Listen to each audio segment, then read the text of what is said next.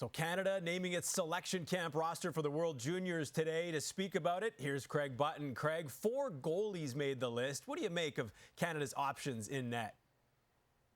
I think they're all excellent. When you look at the 4 goalies coming to the camp, they've all had success playing for Canada internationally. And by success, I'm talking contributing to gold medals. So they have that pedigree of having won, of understanding the demands, the pressures that go with being a goaltender. When you wear the maple leaf as a goaltender for Team Canada international competition, there's a target on you, and there's no question, and certainly a key position. But you look at where these 4 goalies are currently in their play, what they've done previously.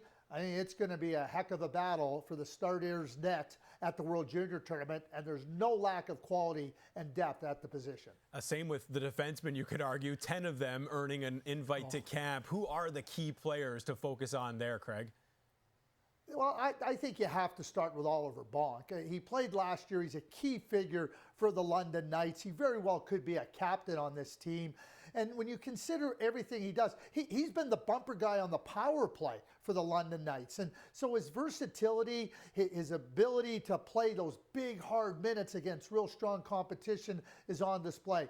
Tanner Molendyk was on the team last year. He couldn't participate because he ended up being hurt. A fleet skating defenseman. Sam Dickinson from London. He's had a fantastic year there. And you cannot talk about this team without talking about the potential first overall pick in the 2025 draft, Matthew Schaefer. What he's done, Glenn, in his short career, gold medals for Team Ontario at the Canada Winter Games, U17 World Under-17 Challenge, U18 gold medal, and then captain of the Hlinka Gretzky team. There is no area that he cannot play and contribute in. So while only being 17 years old, he'll have a key place on this team. Can't wait to watch him. Meanwhile, let's move up front where there are 18 forwards for Canada's brass to choose from, including top prospects like Easton Cowan and some fighting to be high picks in the next NHL draft. So who stands out for you up front? I think you have to start right there with Easton Cowan. He was the most valuable player last year in the OHL, in the regular season and the playoffs. He's a player that just knows how to elevate his game at the most critical times. He is so good and so important. I mean, we talk about the draft. I just talked about Schaefer. Porter Martone is there. He was the captain of the U18 team that won gold last April in Finland. We know that he can play in a lot of different roles, but this team is deep. Jet Luchenko, really strong center. Berkeley Catton, really strong center. Braden Yeager is the other player that I think could be a captain on this team, along with Oliver Bonk if they go co-captaincy. So when you look at how much depth, how much talent they have available to them, and then you look at who they brought to this camp, I mean, it's going to be a fight. It's going to be a fight for positioning, and certainly for any team playing against Canada in the World Junior Tournament, they're going to have their hands full because it goes deep in the forward group.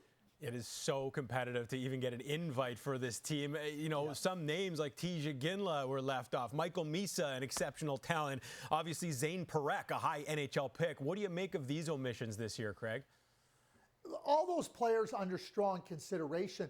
You know, when you look at the 4 players eligible for the draft, Porter Martone, Matthew Schaefer, Jack Ivankovic, and Gavin McKenna, who's not available to the 2026 draft, they already have 4 really young players. Then I just talked about Luchenko, and I talked about Catton, you know, really good young players, and Sam Dickinson on the blue line. Then you have the returning players.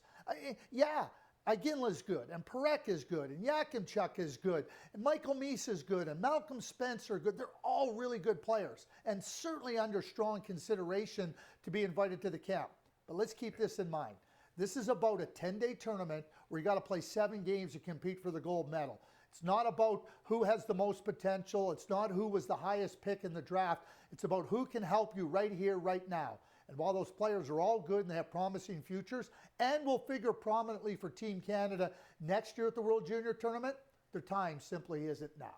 The tournament, as always, begins on Boxing Day as Canada looks to rebound from last year's disappointing quarter-final exit. Thanks, Craig.